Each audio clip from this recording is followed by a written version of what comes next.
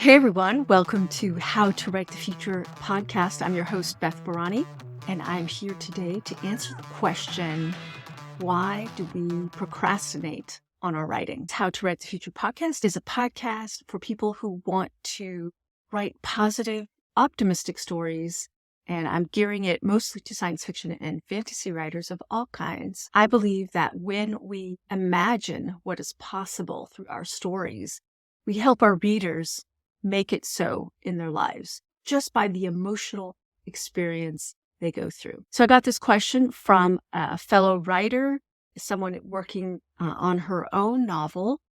And she asked me this question. She said, "Hey, Beth, do you have any tips for getting past stalling?" And I asked her more. What did she mean by that? And she said, "Yeah, I'm stalling. I'm not writing. I'm putting it off for another day, then another day, and so on." I asked her to tell me a little bit more about her situation and also why does she write? So she said to me that, and maybe you could relate to this. She said, "Why do I put off writing? Why do we procrastinate about anything?" She said, "Every day I have a list of admin, which I don't want to do because it's boring and frustrating, and I resent the time spent on it. Writing is none of those things. It's enjoyable and transporting. So why the frequent barrier?" And then she answers her own question. She says, "Sometimes it's because the story and the characters haven't marinated enough. Sometimes it's because my body isn't ready to sit. And often I just put it off for no reason I can define." So I just want to say thank you very much, Anna, for your question. And also thank you for sharing with me your why, because I do believe understanding your why for writing, why you sit down and write, and why you love writing is going to overcome. I don't want to say overcome. I don't believe procrastination is the issue, and I will address that in a moment. Let me read to you what her why is for writing. She says, "My why for writing is the innate drive towards creativity, the pleasure of the flow state, the discovery and surprise of it, the desire to entertain, inform, share, uplift, explore, record, analyze, witness, and change hearts and minds." I just love that, Anna. And for you listening, what is your why? Take a moment and think about it. Or the next time you sit down to write, journal about why for you, personally for you. All right. So thanks again, Anna, for your question and for dialoguing with me through the written form. More of my questions. And I want to say, procrastination and why we don't write, two separate issues. When we procrastinate, we're actually doing something else. So I ask myself, when I said I was going to write and I didn't write, is I ask myself, what is more important to me right now?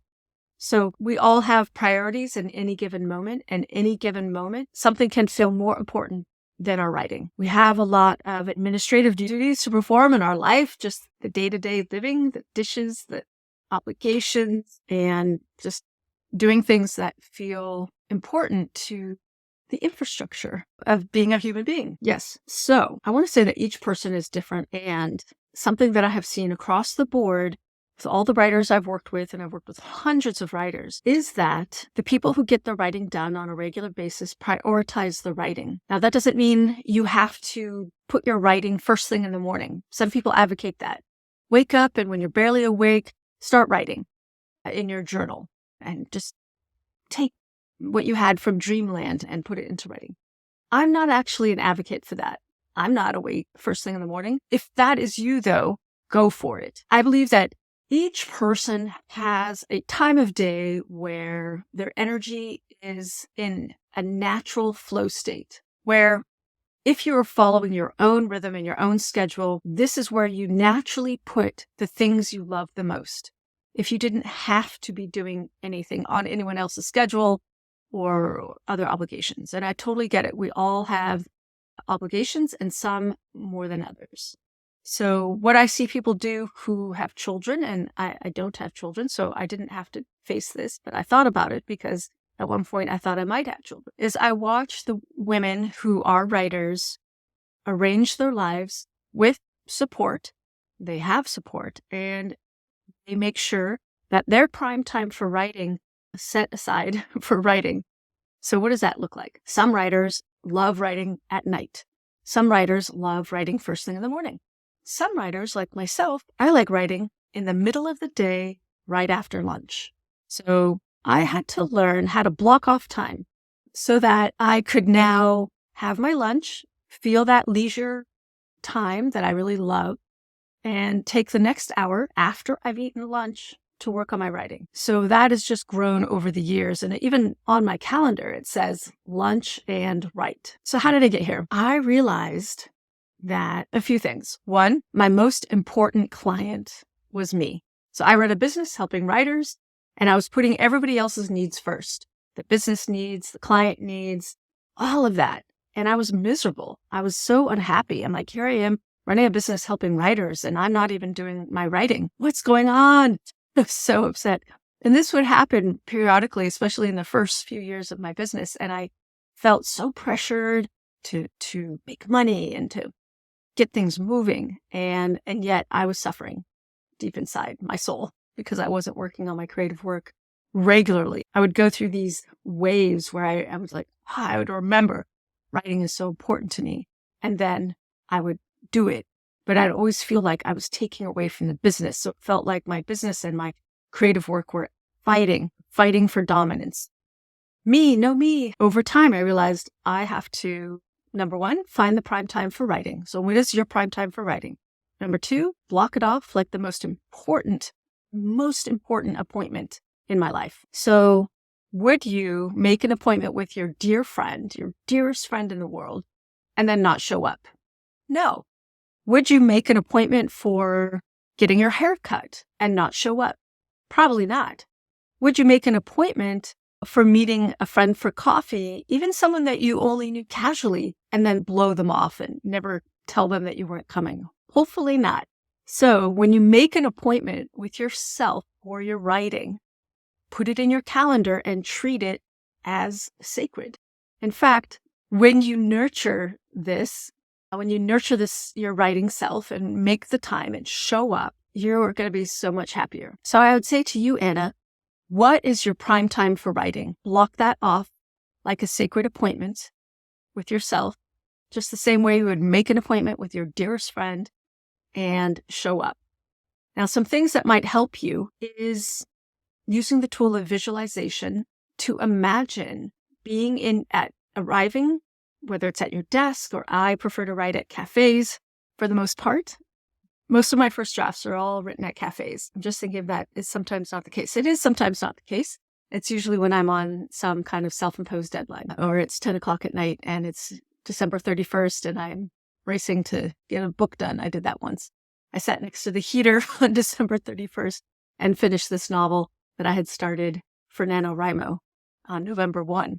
And I did. I wrote an 85,000 word novel in 2 months, and that was really fun. So Anna, block off time on your calendar, sit down and work during those times. Now, I want to teach everyone a little visualization exercise, and this comes from my training in NLP, neuro-linguistic programming, which is a very powerful tool to help create change without working at it.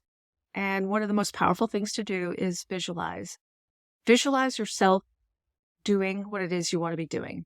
Athletes have been using this for a long time.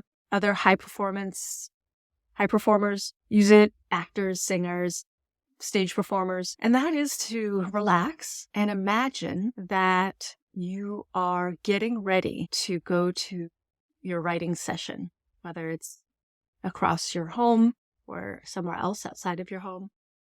And imagine where you are right now. Just imagine a future version of you who's getting ready, who's getting the space ready, who's getting the supplies ready, who's making sure that you have the drink if you have a drink, making sure, for me, it's coffee. Oh, I should show you this cup, those of you on video. This is my sister's restaurant in Berkeley. So there you are, future version of you. You're getting ready to go write. You have everything you need. You're starting to think about your story. Now imagine there you are traveling to your spot and arriving at your writing space and getting settled and giving yourself the time and space to get settled. Is everything the way you want it? Are you comfortable? And then there you are, you're writing. Imagine yourself doing the writing and what that feels like to sink into your story. And then imagine time is up, whether it's 20 minutes, 30 minutes, more, an hour, maybe 2. It's just right for you. It's exactly the appointment that you blocked off for yourself. The time has passed, and now it's time to end the writing session. And now imagine, there it is, the future version of you is sitting back in the chair. How are you feeling? How does that feel to have accomplished the writing for the day? Now just really sit with that and enjoy that.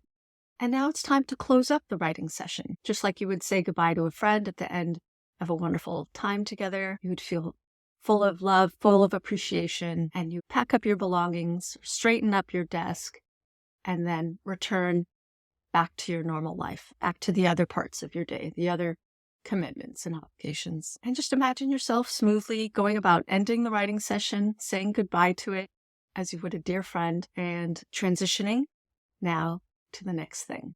So what was that like?